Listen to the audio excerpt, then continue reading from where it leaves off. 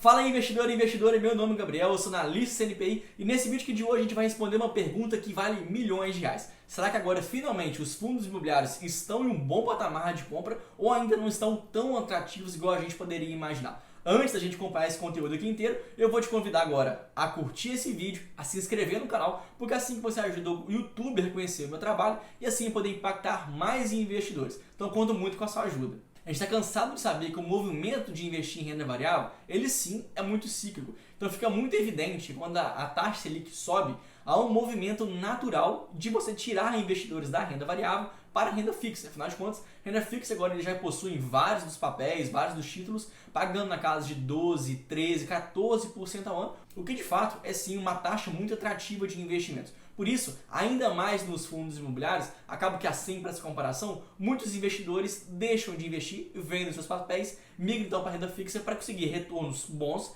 e ainda assim a um baixo risco que existe. E além desse movimento natural, a gente percebe outro muito interessante, porque as pessoas que ainda continuaram a investir em fundos imobiliários, obviamente querendo retornos acima do que a própria inflação, que a taxa Selic paga, agora começa a cobrar por retornos ainda melhores. Então, ano passado especificamente, a gente viu um movimento muito forte também de investidores querendo migrar para papéis que a gente chama de high yield, como o próprio caso do DEVA11, do CPTS, do próprio HCTR11, né, que recentemente foi envolvido em algumas polêmicas. Então, esses fundos estavam pagando na casa de 18%, 19%, 20%, obviamente atraíram muitos investidores, fazendo com que, inclusive, as suas cotas tivessem uma valorização tão alta a ponto desses fundos se tornassem caros. Mas justamente os investidores achando que esses fundos poderiam pagar dividendos constantes no futuro, a alto retorno, começaram a comprar, sem realmente entender toda a lógica por trás da precificação desses ativos. Inclusive, se você tem algum amigo que comprou alguns desses fundos, ou mesmo se você é um deles, deixa aqui nos comentários para saber qual dos 3 fundos você já comprou na sua carteira. Então o que a gente viu até agora é que existia um movimento de saída de investidores da renda variável para a renda fixa e entre aqueles ainda que ficaram nos fundos imobiliários, houve uma saída priorizando principalmente a entrada em fundos de papel mais high yield. Ou seja, aqueles que sofreram mais foram os investidores que investiram em fundos de tijolos. Até porque o cenário para eles, dependendo do setor, não era muito bom. A gente está acabando de recuperar de uma pandemia em que várias lajes corporativas foram muito afetadas com uma alta vacância, em que os shoppings estiveram ali, ficaram fechados, né, durante vários meses, muito impactados, com uma receita muito baixa. Ou seja, os fundos de tijolos foram sim muito impactados. Ainda mais agora nesse momento de alta da taxa Selic, porque as pessoas simplesmente veem que alguns deles pagam a cerca de 8% de dividend yield anualmente, outros até pagando 9% anualmente, mas nenhum deles, aparentemente, conseguem distribuir dividendos que sejam acima da taxa Selic, por exemplo, o título público ou o próprio CDB que a gente conhece no banco. Então acaba que os investidores ficaram um pouquinho mais pessimistas com esses fundos imobiliários. Só que aí é a grande questão. Eu digo isso porque nos fundos de tijolos, além de você receber esse dividendo mensalmente, que inclusive já é algo bem atrativo, mas você também tem um lastro do imóvel. E a gente sabe que com o passar dos anos, né, no longo prazo, esses imóveis também são reajustados conforme a inflação. Então aqui você vai ter uma característica muito importante que você grave. Porque aqui você não só vai ter esse retorno anual através dos dividendos, mas você também vai ter o potencial de valorização da sua cota.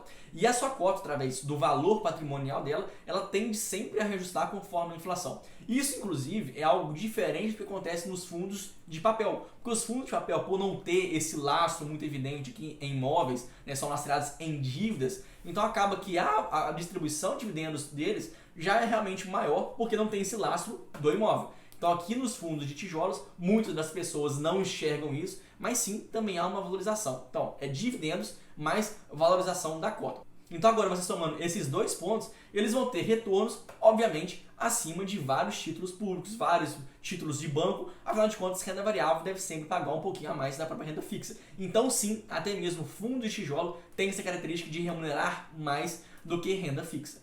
E para ficar ainda melhor, vou trazer um outro conceito que também faz toda a diferença aqui nessa indústria de fundos imobiliários, que é o conceito do custo de reposição. Imagina que você quer comprar um imóvel na Faria Lima, né, região mais valorizada de São Paulo, do Brasil, é o grande centro financeiro do nosso mercado.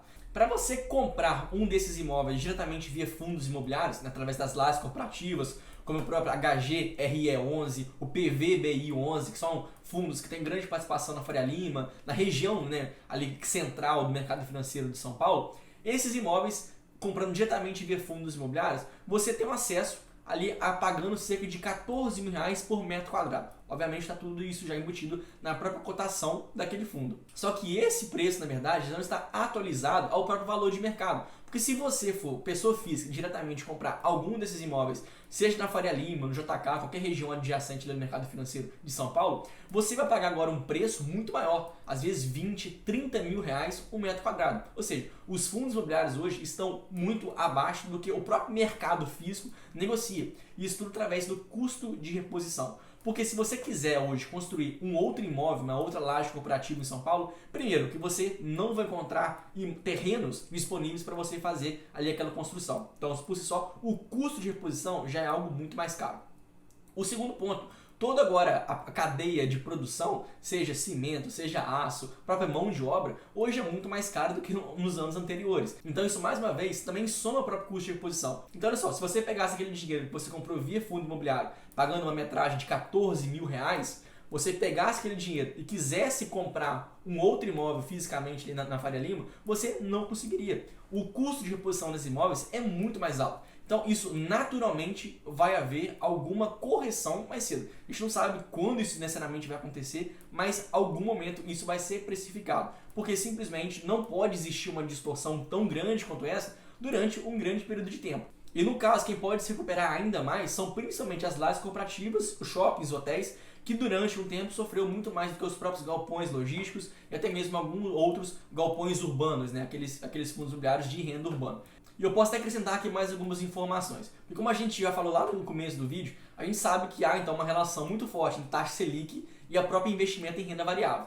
Então, pensando que a própria taxa de juros futura já começa a negociar assim, os grandes bancos já começam a projetar que vai ter uma queda a partir do ano que vem, ou seja, a taxa Selic, né, que ainda pode subir mais, isso é negável que vai acontecer, mas mais cedo ou mais tarde, ela deve voltar ao patamar de apenas um único dígito. Ou seja, a renda fixa começa a perder talvez um pouco mais sua atratividade, voltando para a renda variável.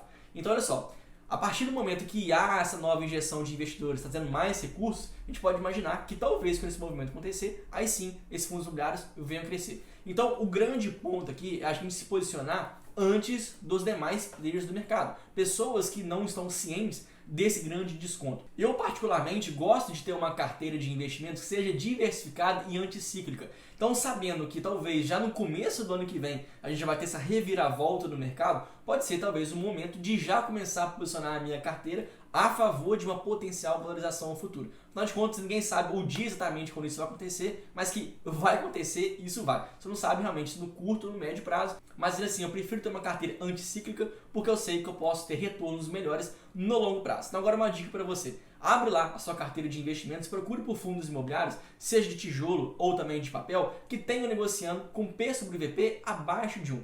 Principalmente se esse fundo imobiliário for, né, no caso de tijolo, muito bem localizado, provavelmente esse indicador abaixo de 1 vai mostrar para você um ativo muito descontado que talvez pode ser uma ótima oportunidade de investimento. Se você gostou desse material, eu te peço em troca agora um like nesse vídeo, uma inscrição no canal, porque assim você ajuda meu canal a crescer e ganhar mais relevância. Eu espero você lá no próximo vídeo. Valeu!